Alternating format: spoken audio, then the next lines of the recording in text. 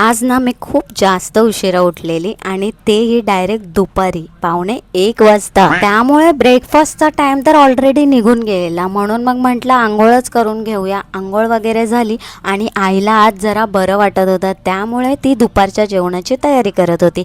आणि आज जेवणामध्ये होतं बेसन आणि चपाती, जे मला अजिबात आवडत नाही, पण घरात दुसरं काहीच नव्हतं, त्यामुळे मुकाट्याने ते खाऊन घेतलं। आणि जेवणानंतर मी भांडी घासून घेतली। ज्या कामाचा मला अतिशय कंटाळा येतो ना, ते काम माझं डबल टिबलने वाढले आणि ते म्हणजे भांडी घासण्याचं। यार भांडी संपत का नाही यार घासून, पण एकदा का भांडी घासून झाली की नजर हटली की भाई तिकडे दुसरी भांडी पडलेलीच असतात। बरं ते जाऊ दे, आता माझी सवारी मी काढली आहे ताईच्या घरी आणि खाली पाऊस पडत होता, त्यामुळे सगळा चिखल झाला होता आणि मी खाली जाऊन पुन्हा वर आली, ती म्हणजे चप्पल चेंज करायला। त्या चप्पलची हाईट खूप कमी असल्यामुळे ना त्यामध्ये चिखल साचतो आणि मला ते अजिबात आवडत नाही। ह्या चप्पलची हाईट जरा उंच आहे, त्यामुळे चिखल अजिबात लागत नाही, म्हणून मग उंच हिलवाली चप्पल घातली।